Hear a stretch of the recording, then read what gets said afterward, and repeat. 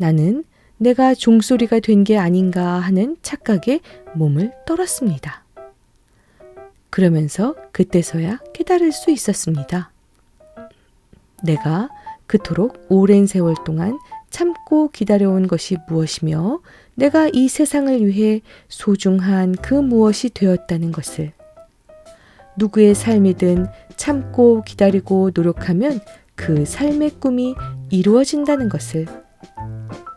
고요히 산사의 종소리가 울릴 때마다 요즘 나의 영혼은 기쁨으로 가득 찹니다.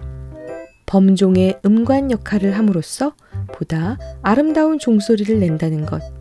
그것이 바로 내가 바라던 내 존재의 의미이자 가치였습니다. 안녕하세요. 달고나입니다.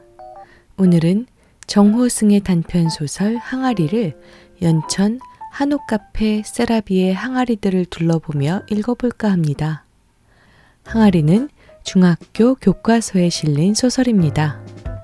소설 속 항아리는 대대로 항아리 굽는 집의 아들이지만 외지 생활을 하다 돌아온 아들의 첫 작품입니다. 언제나 그렇듯이 첫 작품은 을에 잘 나올 수가 없죠. 그래서 뒷간 마당에 버려집니다. 그러다 오줌독으로 사용이 돼요. 항아리는 처음에 자신의 사용처가 너무 실망스러웠지만 자기가 가두고 있던 오줌이 거름으로 사용되어 작물이 잘 자라는 것을 보고 흡족해합니다. 하지만 그보다는 더 훌륭한 항아리가 되고 싶어 해요. 그러나 세상 일은 쉽게 뜻대로 되지는 않나 봅니다. 점점 사람들의 기억에서 멀어지고 말아요. 오랜 세월이 지난 후 항아리가 있던 곳에 절이 지어집니다. 그런데 절의 종소리가 좋지 않았나 봐요. 주지스님은 항아리를 발견하고 종의 음관으로 사용하려고 종 밑에 묻습니다. 종은 항아리 덕분에 멋진 소리를 갖게 됩니다.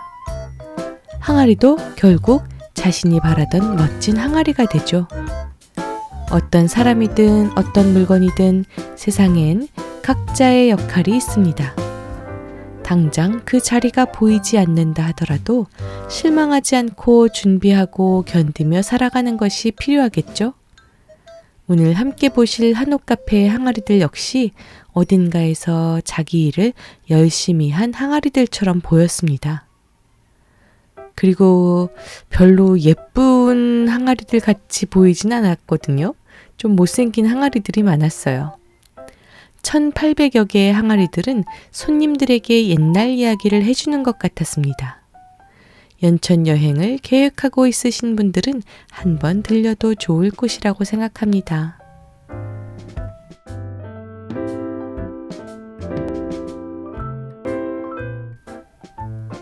나는 독 짖는 젊은이한테서 태어났습니다. 젊은이는 20살 때 집을 떠나 멀리 도시로 나갔다가 아버지가 세상을 떠나자 가업을 잇기 위해 다시 고향으로 돌아와 독을 짖기 시작한 젊은이였습니다. 나는 그 젊은이가 맨 처음 지은 항아리로 태어났습니다.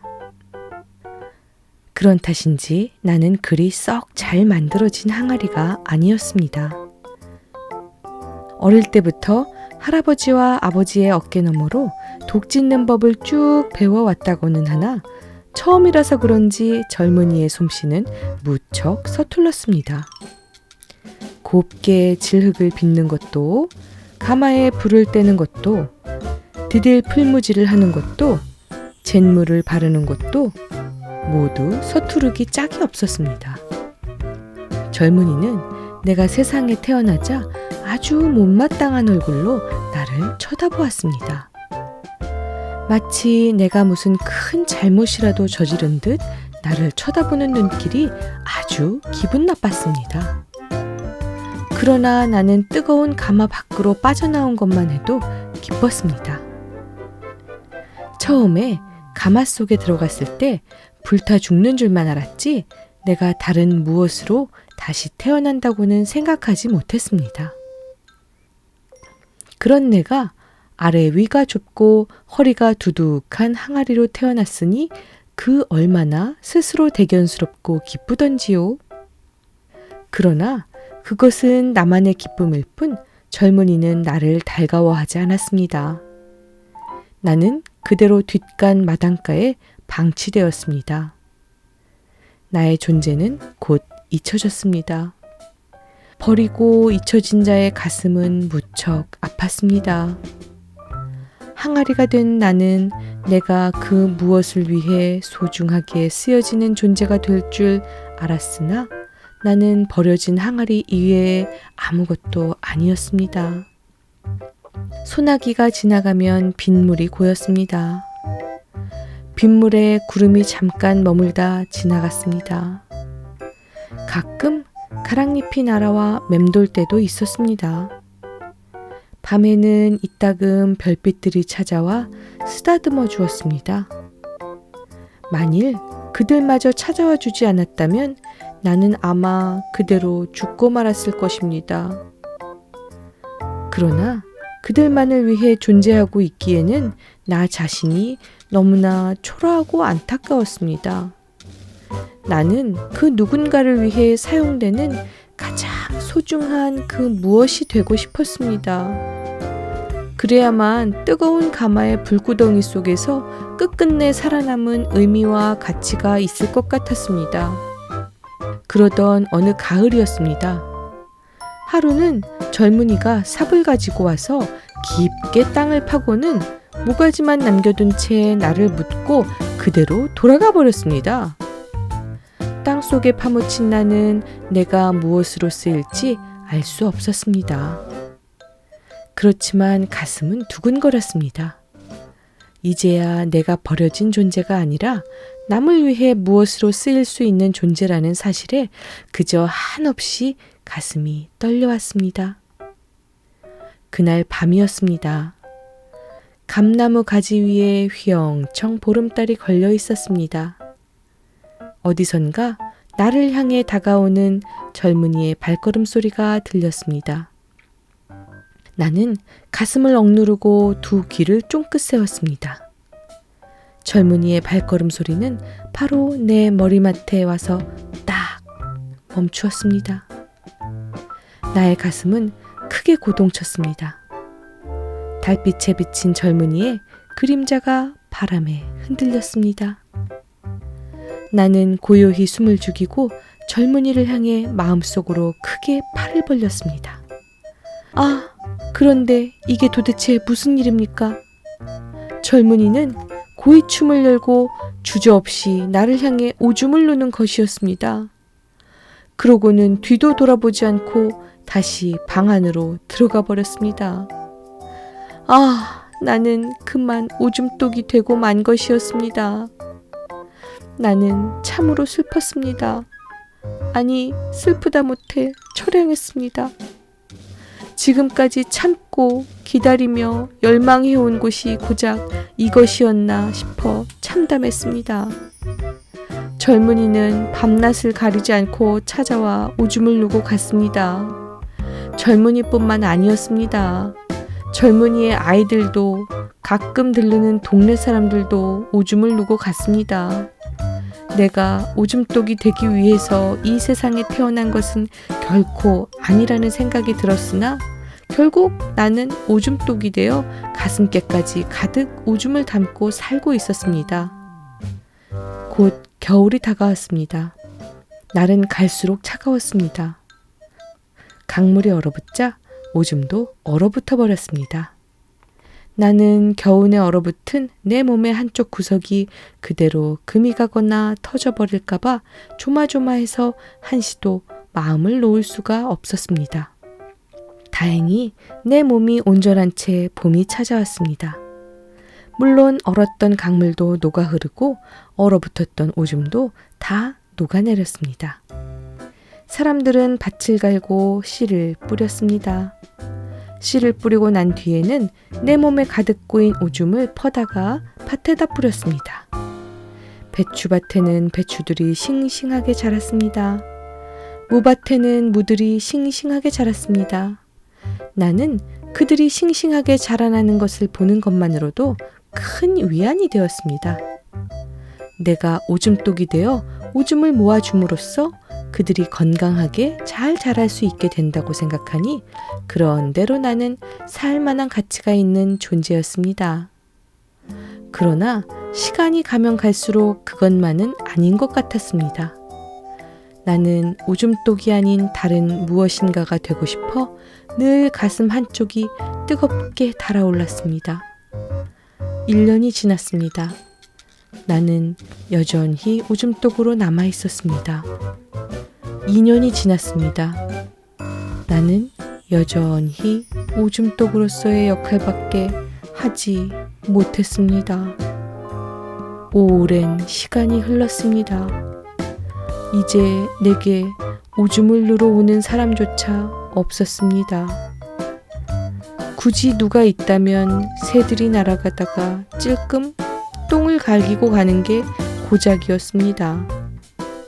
독 짖는 젊은이는 독 짖는 늙은이가 되어 병마에 시달리다가 세상을 떠났습니다. 독 짖던 가마 또한 허물어지고 폐허가 되어 날짐승들의 보금자리가 되었습니다. 어디에도 사람의 그림자는 보이지 않았습니다.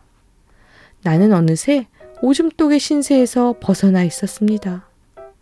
나는 날마다 마음을 고요히 가다듬었습니다. 이번에야말로 오줌독 따위가 아닌 아름답고 소중한 그 무엇이 되기를 간절히 열망했습니다. 사람의 일생이 어떠한 꿈을 꾸었느냐 하는 그 꿈의 크기에 따라 달라진다면 나도 큰 꿈을 꿈으로써 내 삶을 크게 변화시키고 싶었습니다. 그러던 어느 해 봄이었습니다. 두런두런 사람들의 목소리와 발소리가 들리더니 폐허가 된 가마터에 사람들이 집을 짓기 시작했습니다. 집은 제법 규모가 큰 절이었습니다. 사람들은 몇 해에 걸쳐 일주문과 대웅전과 비로전은 물론 종각까지 다 지었습니다. 종각이 완공되자 사람들은 에밀레 종과 비슷하나 크기는 보다 작은 종을 달았습니다. 종소리는 날마다 달과 별이 마지막까지 빛을 뿜는 새벽 하늘로 높이 울려 퍼졌습니다. 새벽이 올 때까지 잠들지 못하고 그대로 땅속에 파묻혀 있는 내게 종소리는 새소리처럼 아름다웠습니다. 그런데 참으로 이상한 일이었습니다. 사람들은 종소리가 아름답지 않다고 야단들이었습니다. 종소리가 탁하고 울림이 없어 공허하기만 하지 맑고 알차지 않다는 것이었습니다. 절의 주지스님은 어떻게 하면 맑고 아름다운 소리를 내는 종을 만들 수 있을까 하고 고민에 고민을 거듭하였습니다. 그러던 어느 날 아침이었습니다. 내 머리맡에 흰 고무신을 신은 주지스님의 발이 와서 가만히 머물렀습니다. 주지스님은 선체로 한참 동안 나를 내려다보시더니 혼잣말로 중얼거렸습니다.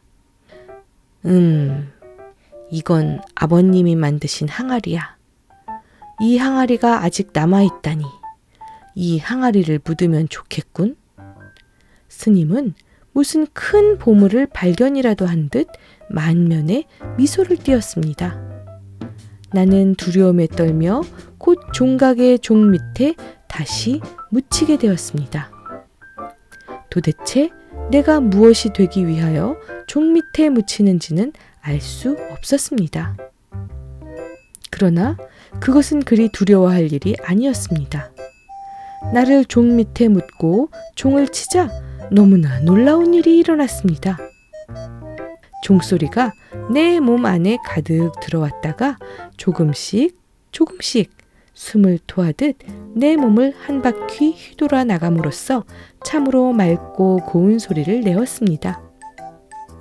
처음에는 주먹만한 우박이 세상의 모든 바위 위에 떨어지는 소리 같기도 하다가 나중에는 갈대숲을 지나가는 바람이나 실비 소리 같기도 하고 그 소리는 이어지는가 싶으면 끝나고 끝나는가 싶으면 다시 계속 이어졌습니다.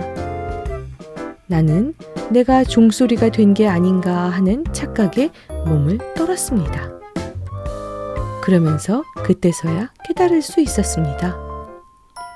내가 그토록 오랜 세월 동안 참고 기다려온 것이 무엇이며 내가 이 세상을 위해 소중한 그 무엇이 되었다는 것을, 누구의 삶이든 참고 기다리고 노력하면 그 삶의 꿈이 이루어진다는 것을, 고요히 산사의 종소리가 울릴 때마다 요즘 나의 영혼은 기쁨으로 가득 찹니다. 범종의 음관 역할을 함으로써 보다 아름다운 종소리를 낸다는 것, 그것이 바로 내가 바라던 내 존재의 의미이자 가치였습니다.